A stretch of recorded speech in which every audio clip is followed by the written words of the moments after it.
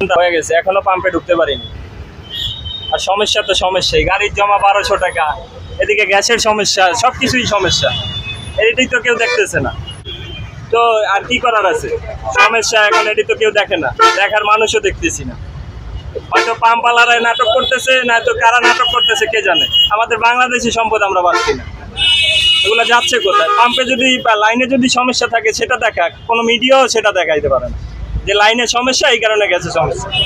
বাসা বাড়িতেও কষ্ট হইতেছে, বাসায় গেলে বাসায়ও গ্যাস নেই, লাইন দেখাইতে হলে আর কি দিয়ে, আর কি বলার আছে? রাজধানীতে চলছে তীব্র গ্যাস সংকট।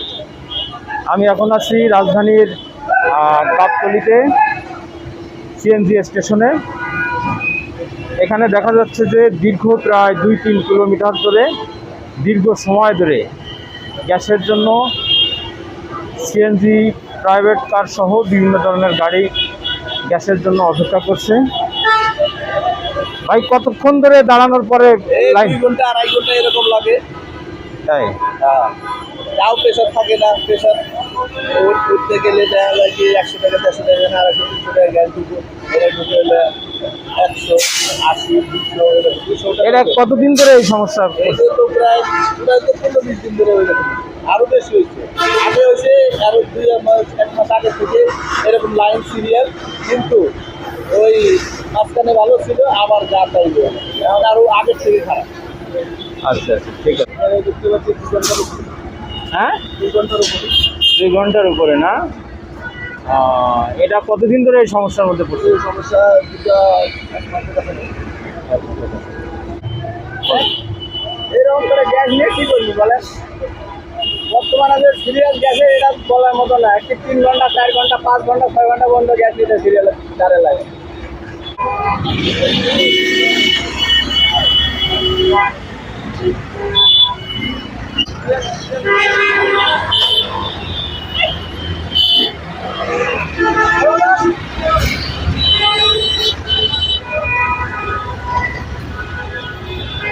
দীর্ঘ সময় ধরে গ্যাসের জন্য লাইনে দাঁড়িয়ে থাকতে দেখা যাচ্ছে।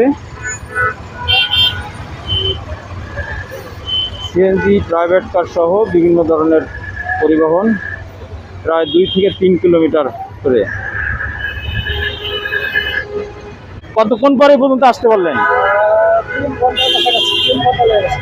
আচ্ছা আচ্ছা, এবং কি ধরনের ভোগান্তির সৃষ্টি হচ্ছে? কষ্ট হচ্ছে আমাদের, কষ্ট হচ্ছে।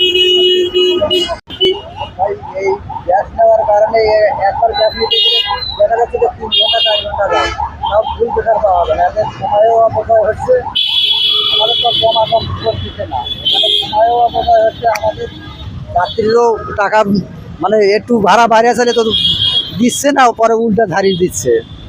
কারণ আসি যতদিন সমস্যা সমাধান না হয়েছে, একদিন আর ভালো কিছু আশা করা যায় না। এটি